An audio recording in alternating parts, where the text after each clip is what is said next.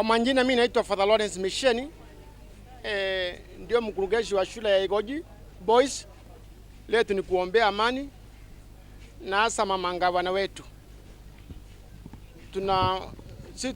Tunamuomba tafadhali aheshimu kanisa.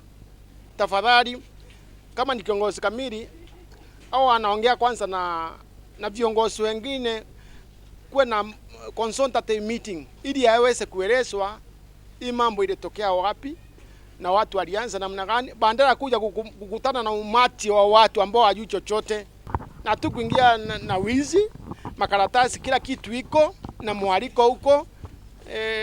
Na kama nataka kujua zaidi, tafadhali aende kwa archives zetu za diocese, atapata kila kitu. Mimi vile naona tangu gavana aongee maneno mabaya juu ya kanisa, ndio shinda yake ilianza.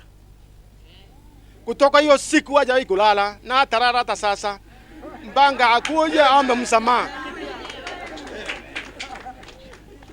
Hata saa hii atalala. Mbanga aje aseme aombe msamaha kwa kanisa. Kwa sababu kanisa sio mtu, kanisa ni Mungu anapigana na yeye. Kanisa sio individual. Anapigana na Mungu mwenyewe.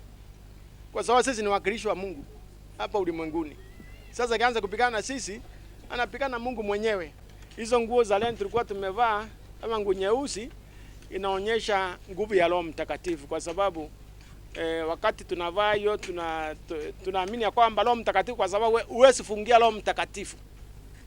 Tukiwa hapa ako Igoji, ako kila mahali anafanya kazi yake.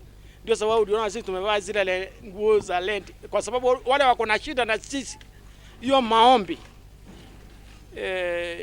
itaonyesha mambo. Sio maombi kidogo. Hiyo maombi sio maombi kidogo. Kwa sababu ni roho wanapigana ni Mungu mwenyewe.